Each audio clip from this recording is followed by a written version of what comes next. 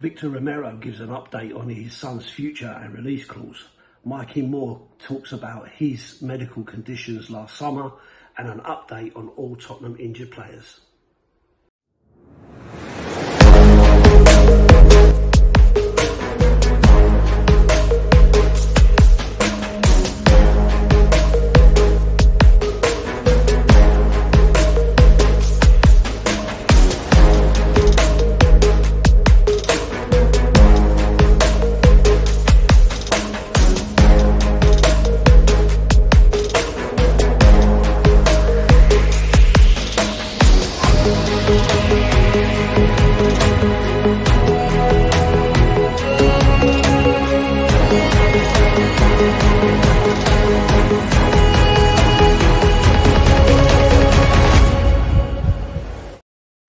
Hello everyone, and welcome back to the channel. This is the daily Tottenham news headlines. My name's Lee and I'm here to go through all the reports, rumours and news making the headlines today. If you are watching on YouTube, please do consider subscribing to the channel. And if you're listening to on audio platforms, please consider following and leave a review if you can. So let's go through all today's headlines and I'll give you my view on these towards the end. So let's start off with Cristian Romero's father, Victor, who's been talking to Argentine outlet Cadena 3 about his son's future and his release clause. He has 2 more years on his contract with Tottenham and a very high release clause. The English club isn't going to let him go for free. It's between $50 and $70 million, which is around 37.8 to 53 million pounds. For me, they'll want to recover what they invested, £43 million. Victor Romero said, anything can happen in football. As Cristian Romero's father, I would like my son to return to club Atletico Belgrano one day, a club in the Argentinian first tier where Romero played between 2014 and 2018. When quizzed about speculation, Victor Romero said, it's a bombshell that keeps getting bigger. I hope it's true. As a Belgrano fan and father, what more could I want? But I don't want anything. But I don't know anything. QT isn't one to make statements. That's why it surprises me. I don't know anything, but in football, anything can happen. Today, you might be thinking about being close to your family, and tomorrow they put together a team to win the championship, and everything changes. I don't want to lie. On loan, Tottenham Hotspur star Mikey Moore has revealed he was sidelined for 6 weeks last season after a heart health scare. He was diagnosed in November with a rare heart condition known as myocarditis, described by the British Heart Foundation as inflammation of the heart muscle, usually following a virus. It can cause chest pain, palpitations, and shortness of breath. Mikey Moore said, I was playing really well, starting to find my feet in the first team. Then I think it was just before the Galatasaray game. I trained a couple of days before it. I think I was set to start or make an appearance in that game. Then went for a driving lesson that night and all of a sudden I've just felt a pain in my chest. The doctor called me and just said, forget about football for now. It came back to that. I had myocarditis, which is a virus, and it went to my heart, gave me the pain in my heart. I'm lucky I caught it early because I'm not sure what could have happened after that. I think I was in bed for 6 weeks. I wasn't allowed any exercise. There was a lot of rumours at the time and it was tough to deal with. That 6 weeks was not 6 weeks of improving in the gym with a usual injury. Right now, I felt at my best. I feel kind of what I felt like when I was started playing for Tottenham. That's all done now. Put it behind me. That's it, really. Mikey Moore, talking about coming back to Tottenham in the summer, said, I just want to get back to Tottenham and hopefully get myself a place in the first team. Obviously, we have got that experience of winning that trophy in the Europa League, and that's what I want to do at Tottenham. I just want to bring them something special back to the fans, really. The Standard have reported that defender Luka Vuskovic, 19, currently on loan in Hamburg, has suggested he could return to the Tottenham Hotspur Stadium despite interest from major clubs in Europe. The Standard reported about a number of injured Spurs players and potential return dates. Mohamed Kudus has been seen back in training at Hotspur away. They have stated his potential return date is Saturday, the 15th of April versus Brighton at home. Guillermo Vicario, first choice goalkeeper. Vicario is in recovery stage following his hernia surgery. Spurs announced on March the 20th that the operation had been timed for the international break in order to have as minimal impact as possible. The club would like the Italian to be able to return to action within the next month. However, it looks likely that his deputy, Anton Kinski, will start between the sticks at Sunderland, set to make his first team appearance since his nightmare display against Atletico Madrid in the Champions League last month.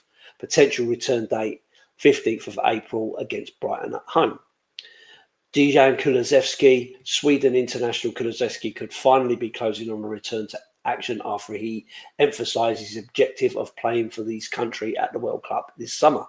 The forward has been out since May last year with a patella injury that has consisted of several setbacks, with the most recent being another surgical procedure which preceded his visit to Sweden's camp ahead of their World Cup playoff over Poland. He was spotted limping badly, which sparked fears that he still had some time remaining before he was be able to set foot on a pitch again. However, Kulusevski allayed those fears, insisting that he has never felt better as he targets the World Cup. His potential return date is currently still unknown. Pape Matar Sarr, midfielder Sarr, was ruled out of Senegal's friendly against Gambia last week after playing their 2-0 win over Peru. The reason for it was a shoulder injury, with De Zerbi set to issue an update on Sarr's condition in his first press conference as Spurs boss ahead of the trip to Sunderland. Potential return date, Sunday, the April the 12th versus Sunderland. Matisse Tel, withdrawn from the French under-21 squad in a recent international break with a groin problem. The young forward had hit form just at the right time after a frustrating season where he struggled for regular game time. He has just begun to show flashes of his quality under Tudor before the Croat sacking, and he has now been hit with a further blow. There is a belief, however, that he could return promptly and aid Spurs' fight against relegation. Potential return date, Sunday the 12th of April against Sunderland. Rodrigo Bentancur has been out since the defeat at Bournemouth back in January with a torn hamstring.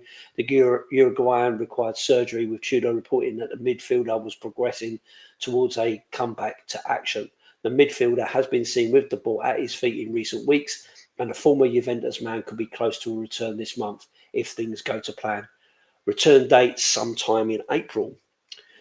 James Maddison, with the attacking midfielder, has posted videos of himself up in his recovery on YouTube and TikTok. It still remains unlikely that he will feature at all this term after his ACL injury that he suffered in pre-season last summer.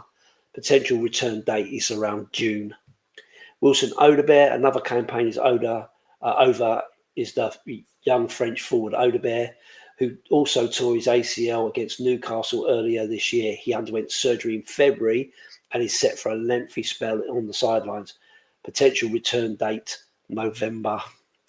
Ben Davies, Welsh veteran Davies, is set to have played his last game for the club after he broke his ankle against West Ham. The defender was stretchered off in the defeat at the Tottenham Hotspur Stadium.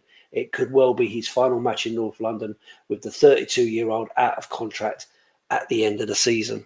So some decent updates there on all of those players. Let's go back though and talk about Cristian Romero's father. Again, it's all kind of speculation. Again, there is always going to be speculation about a player who is considered one of the best in their position. Lots of clubs are going to be looking at him. Lots of clubs are going to be wanting him, especially with his club not doing very well, as in Tottenham.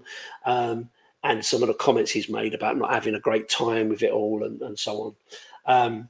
But of course, he's still under contract. That's still running. And unless Tottenham get relegated and decide to cash in, then Romero will remain a Tottenham player. Understand the comments from his dad about wanting him to be close to home and playing for his team that he supports. You know, that would be every mother and father's dream for their child to be playing for their team. But again, it's just paper talk, media stuff that always comes out when you go home to your home country or with international teams and so on. So I'm not worrying too much about all of that. And to be quite honest, unless Romero really starts to improve his game time, avoiding suspensions and so on and so forth, then to be honest with you, to a certain extent, I think we've done okay with Danso at the back as well. And it'll be interesting to see how he reacts now that we've got De Zerbi here and a little bit of stability, shall we say, in the club. Interesting stuff about Mikey Moore. Of course, we were all perplexed about what was keeping him out for so long. When they said virus, we kind of went, well, what's a virus? You have a virus, it's a week, 2 weeks max, and then you're back, back at work, and he's out. He's a young, fit footballer, blah blah blah. And we didn't have any idea. Nothing was told to the media. It was all kept very hush hush and under wraps. And so, interesting to find out that this was related to a heart problem from the virus and so on. So, a big deal really. And had we known that, I think a lot of that speculation could have been avoided. But I don't get the reasons why they don't tell us this sort of stuff. They tell us with all the others when they've done an ACL and this, that, and the other. But I guess it is what it is. But yeah, good to know that it was a virus and that's been corrected and he's now playing okay and he's not likely to have that coming back. And of course, great to hear his comments about wanting to come back to Tottenham and wanting to continue and try to win silverware for us and make some special moments for the fans, which, to be honest with you, we really, really need. And then, of course, let's just go through all the returns where we are for this sort of stuff. So Kudus, I think we've really missed Kudus. I think he was really good when he first came. Had a bit of a dodgy patch before he was injured, but it would be great to have him back, have that option back on the right-hand side, especially if Maddison Tell is going to be out as well, although saying in there that he could be back around the same time as Kudus or even before. So it's one of them. It's a bit we don't know what's going on. This is just speculation, but I know that they had been talking about Kudus being close, Bentancur being close, but of course with Maddison Tell going off in the last game against Forest, just like I say, just as he's hitting form and starting to look really, really good, a bit of a setback, which is really disappointing for him. Hopefully it is a small thing, and these sort of 3 weeks have been enough to allow him to get over that. That would be amazing to see. Perhaps Sarr as well. Be interesting to see what comes of that shoulder injury. Maybe he was just taken off as a precaution. And it's been, a couple of weeks now, or it will be by the time we play. So hopefully he will still be fit as well. Kulusevski, that's a strange one, isn't it? He wants to play in the World Cup. Understand why he wants to do that. But to do that, he's going to have to show some fitness for his club before he gets picked. We shall see. He's been out a very long time, and he was limping 2 weeks ago, and he'd had the surgery 2 weeks before that. So potentially he could be back. Could be back in time before the end of the season, and that would be fantastic to see. Again, I'd love to have him back because his contribution in the middle was excellent last season before he had this injury. So a play that we have really, really missed. But again, long injuries, so not expecting too much from that. The James Maddison one, I have watched those videos. He does look really, really sharp, really good. Looks like he's progressing really, really well. And I wouldn't be surprised if he does make an appearance, maybe in the last couple of games of the season, even if it's just a bit part. But again, not expecting anything from him till the next season. Odebear out for the season after being out for most of the other season. It's again really disappointing for the lad. He feels like another Sessegnon. He just gets himself ready, starts to play well, and all of a sudden he's out again. So yeah, nothing to see here. He won't be anywhere near the squad until November next year at the earliest, by the looks of it. So another one we can write off, and another one they're going to have to replace in the squad to give us any kind of help that we need. And then finally, Ben Davies, of course, broke his ankle against West Ham. Long-term servant of the club, longest-serving player. Probably won't get his contract renewed at the end of the year. Will that be the end of his playing time? I don't know. Maybe he would want to go back to Wales and play. Maybe, I don't know. But very likely, in my view, to become a coach of some sort at some club, and I wouldn't be surprised if that wasn't Tottenham at some point. You know, he's a good servant to the club, a good leader, a good professional, and it's a shame that his career could end with a broken ankle like that.